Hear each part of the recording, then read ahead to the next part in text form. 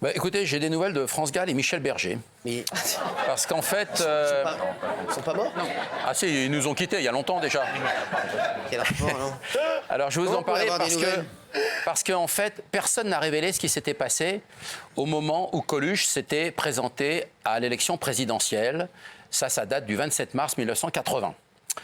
Et vous n'êtes pas sans... Vous avez remarqué qu'on parle souvent de vous avec Coluche en même temps, souvent.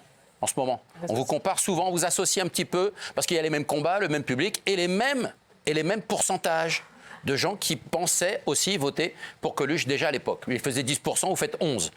Ouais. Et alors... Non, il fait plus que moi, Coluche, il mérite. Ah non, là, je passe sur les intentions de vote. On est en 1980, il avait 10% d'intention de vote. Coluche, c'est une légende. Mais à partir du 26 décembre 1980, il avait 16% d'intention de vote. Et à un moment donné, je vous rappelle que la présidentielle, le premier tour de la présidentielle en 1981, c'était le 26 avril 1981. Et évidemment, les candidats commençaient à être très inquiets parce que Valéry Giscard d'Estaing, il faisait à ce moment-là 32%. Et vous allez voir comment je viens à ce fameux dîner qui va vous intéresser. François Mitterrand faisait 18%, le 26 décembre 80 en pourcentage. On avait Georges Marchais à 14,5%, Coluche à 16%, ce qui est colossal pour l'époque. On avait Jacques Chirac à 8% et Brice Lalonde, c'était les premiers écologistes, ils étaient à 3,5%. Et à ce moment-là, François Mitterrand commençait à s'inquiéter parce qu'il captait une partie de son auditoire. Donc Jacques Attali, qui était très ami avec France Gall et Michel Berger, et on ne l'a jamais révélé, ça encore. C'est lui qui a organisé un dîner le 15 mars 1981. Jacques Attali. Ouais. Il organise un dîner le 15 mars 1981 chez France Gall et Michel Berger dans le 16e arrondissement. L'objectif du dîner, c'était de décourager Coluche le 15 mars 81, c'est-à-dire pratiquement à 40 jours du premier tour de l'élection présidentielle, de ne plus se présenter. Et Jacques Attali, avec le talent qui est le sien, il a réussi à convaincre Coluche de dire « il faut arrêter là ». Lui, Coluche, ça commençait à le gonfler parce qu'il avait des pressions un peu de partout. Il a suivi Jacques Attali. Le lendemain, le 16 mars, il a fait une déclaration et il a dit « voilà, je me retire, tout ça me gonfle et je cède toutes mes intentions de vote au candidat François Mitterrand ». Un dîner a changé la destinée de la France. Voilà, alors je ne sais pas si vous aurez ce même dîner dans quelques semaines ou dans quelques mois. Voilà comment tout peut basculer. Eh bien oui. Vous savez, vous captez vous savez, Coluche, il a décidé de se présenter. Il n'avait pas d'audience, lui, comme les vôtres, à ce moment-là. Mais il avait vendu 500 000 albums, les interdits de Coluche. On est en février 80. Ça lui a donné des ailes à Coluche. Jamais un humoriste n'avait vendu autant de disques en France, en albums. Et donc, c'est ça qu'il a dit, mais je vais finalement pas me présenter. Et il avait le même auditoire que vous, c'est-à-dire les invisibles, les oubliés de la société, tous ces gens qui ne peuvent plus s'exprimer. On s'en aperçoit chaque jour. Vous avez à peu près le même auditoire qu'il y a 44 ans. C'est intéressant d'établir le parallèle. Et c'est ce que je voulais faire ce soir. Il est quand sur Europe 1, Coluche? Parce qu'il était sur Europe 1. Il est arrivé plus tard, Coluche, sur Europe 1. Parce qu'il s'était fait virer en attendant. Il était sur Canal+, et sur Europe 1. Absolument. Ouais. Les 5 dernières années de son existence. Alors, on peut citer, pour être juste, que Michel Sardou et des gens comme Michel, Johnny et Eddie Mitchell ont largement contribué à la création à la popularité. de et qu'on ne les cite jamais. Bravo. Et que Michel Sardou a fait un chèque de 100 000 francs au resto. Absolument, c'est bien de le rappeler. Oui, donc le seul point commun avec Coluche qu'on a, c'est qu'on est en moto, quoi. Alors vous avez aussi la moto. Non, alors ça, on va éviter de parler de ce sujet. Je sais, parce que moi c'est vrai que Raymond m'en parle à chaque fois de ça. Non, mais c'est vrai que c'est fou. Parce que Raymond, je vous jure que c'est vrai. Il n'y a pas une semaine sans qu'il me parle de cette histoire. C'est vrai. Hein. Ah oui, l'histoire qu'il était mort dans un virage qu'on nous a donné. Ah ouais, avec un camion qui manipulait ce jour-là. Quand j'étais petit, on m'a dit que Coluche est arrivé dans un virage à toute vitesse et il n'a pas vu un camion et il s'est encastré dans un camion. Et quand tu vas sur Internet et tu regardes, il n'y a pas de virage, c'est une ligne droite, il roule à 60, ils sont 3 motards, on est en plein été.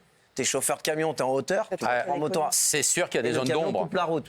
Quoi faire pour aller où? Bon, après. Non, mais surtout ce qui avait inquiété le pouvoir en place à l'époque, qui était Giscard d'Estaing en 1980, c'est que vous savez que pour se présenter à la présidence de la République, il faut 500 signatures. Oui.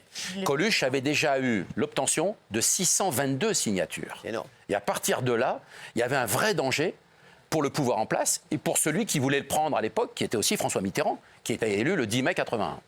Et ça, c'est important de le rappeler, on n'en parle jamais. Et c'est pour ça qu'on établit beaucoup ce parallèle avec vous.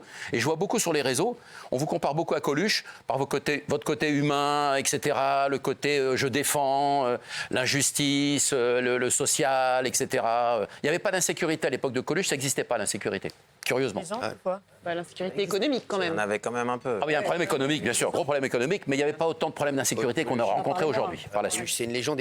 Franchement, il aurait pu faire mal. Il était à 15-16%, je crois. 16% le 28 décembre 80. Incroyable. Et par contre, le 16 février, il a descendu à 6,5. Ah ouais, pourquoi? Il n'avait pas les lettres des Parce que tout le monde a vu le danger, tout le monde s'est mobilisé contre lui. Donc là, c'était devenu une espèce de bashing de Coluche. Et ça a fait un peu baisser les sondages. Il paraît il paraît que ça l'a beaucoup touché, ça. Très. D'ailleurs, après, il y a eu un excellent film qui a été fait, avec Deux Maisons qui interprète Coluche, d'ailleurs, qui est un brillant acteur. Et on sent justement la difficulté et la préoccupation qu'avait à ce moment-là Coluche. Allez, on va parler de Kim Kardashian et de Sylvester Stallone. Ils ont quoi? Oui, alors ils ont des problèmes d'arrosage. Pas d'argent, en tout cas. Non, ils ont des problèmes d'arrosage. Parce que vous savez qu'en ce moment... Comme Jordan, il a un problème d'arrosage. Ah ouais. Pas de problème d'arrosage. Non, parce qu'en ce moment, en Californie, vous savez qu'on prend des amendes si on consomme plus de 1500 litres par jour. Or, tous les Californiens qui ont des propriétés sublimes, évidemment, ils arrosent leurs arbres. C'est le cas de Stallone. Lui, il consomme par jour 21 600 litres. Ah ouais, quand même. Par jour. Donc, il prend une amende de $500 tous les jours. Non, ah ouais. Et Kim Kardashian, entre ses bains, elle prend à peu près 6 bains par jour. La piscine et les arrosages de ses plantes, elle consomme par jour 28 000 litres d'eau. Je rappelle que c'est 1500 litres par jour qu'il faut consommer. En Californie, évidemment, restriction d'eau. Donc c'est un gros problème et ils ont eu plusieurs avertissements. Et on pense que la semaine prochaine, on va leur laisser uniquement un petit filet d'eau au robinet. Ils vont vraiment... Oui, si vous voulez. Ils vont laisser qu'un petit filet d'eau parce qu'ils ne respectent pas, ils se moquent des amendes et voilà. Et ça gêne un peu les autres, ils ont moins d'eau. C'est comme ça le filet d'eau. Un petit filet d'eau qui va couler donc, au robinet. Très bien. Merci. Allez, on va parler de Cristiano Ronaldo.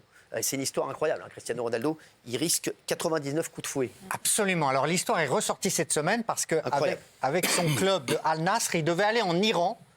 Et l'Iran, c'est vraiment le centre de la polémique pour un match en Ligue des champions asiatiques. Il n'est pas allé à ce match. Et ça a relancé une polémique, en fait, qui date de 2023. Ronaldo, à l'époque, il se déplace à Téhéran pour affronter le club de Persépolis.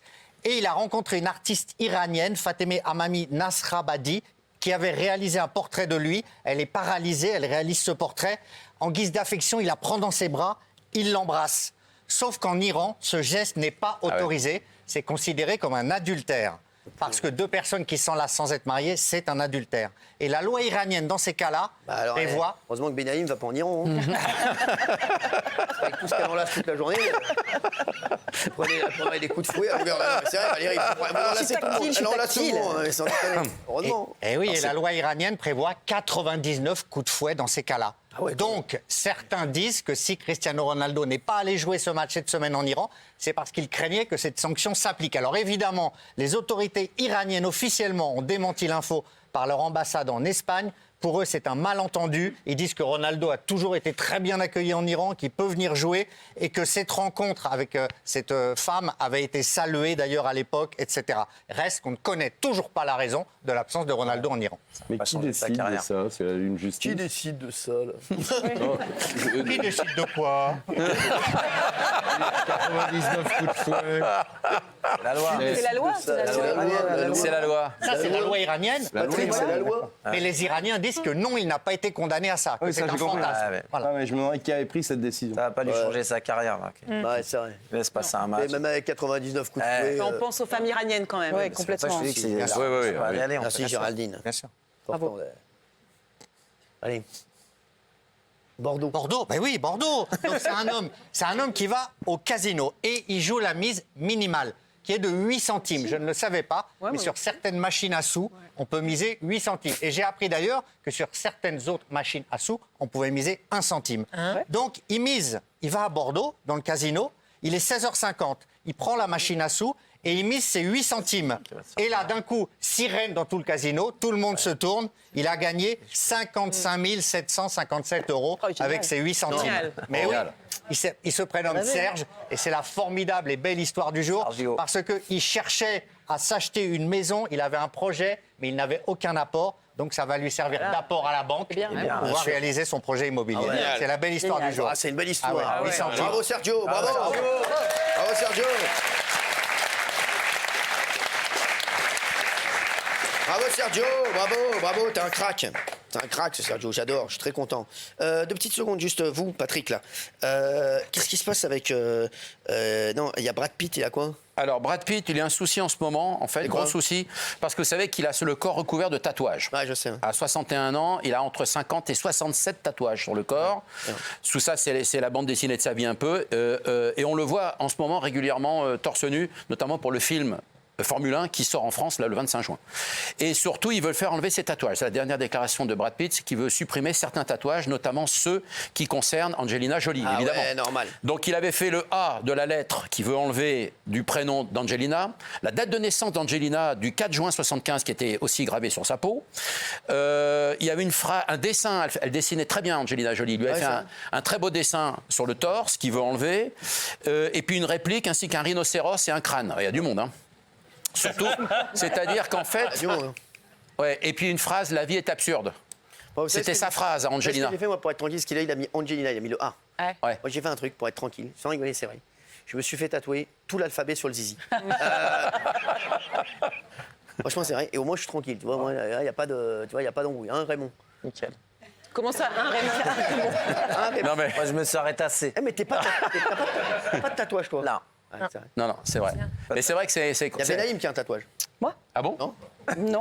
Je crois qu'elle a une boulette. En bas du tout, elle a une boulette. Non, mais Non, Brad... j'aimerais bien, mais j'ai pas osé. Mais surtout... C'est Thomas Guénolé qui a un tatouage. Ouais. Où ça? Là. Ah ouais. D'accord. Tu veux le voir? Non, c'est quoi, bon. c'est quoi? S'il est là. Bah, c'est le drapeau des marins de Kronstadt. Les révoltés de... Les révoltés du Les- Petit. Non, les révolutionnaires qui se sont insurgés contre les bolcheviks. Qu'est-ce qu'elle est con, Benaïm, il a révolté du Bounty. Ah d'accord. Quelle équipe. En tout Donc, cas- personne d'autre n'a de tatouage. Non, on n'a jamais C'est vrai, osé. peut-être. Non, mais et lui, il veut faire de la place surtout sur ses bras ou sur son torse pour comment Ah, si, elle Il y s'appelle a Polska qui a des tatouages, j'avais oublié. Et vous, surtout. Vous avez oublié, vous en avez Ah, beaucoup. là, et après, c'est sous les vêtements. C'est Après, il y en a vêtements. sous les vêtements. Non, c'est vrai, vous en avez partout sur tout le corps? Ouais, à peu près. Tu vas en Chaque faire combien membre. ou pas? Chaque membre? Non, vraiment. Ah oui. Tu vas t'en faire d'autres? Bah, je te montrerai après. Non, mais est-ce que tu vas en faire d'autres? Ouais. Ok.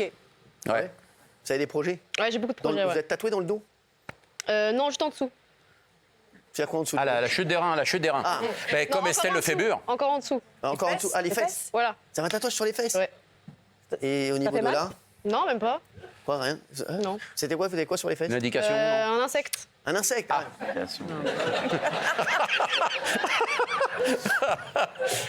C'est important. Merci. Mais on se souvient, Estelle Lefébure, elle avait dans la chute de rein, elle avait gravé le prénom d'Arthur en hébreu. Et après, elle a dû le faire enlever, évidemment. Parce qu'après, selon Moi, je selon m'étais la fait- position, vous êtes moi, emmerdé. Moi, je m'étais fait tatouer une émission qu'on a animée, Arthur et moi, sur les fesses. À prendre ou à laisser.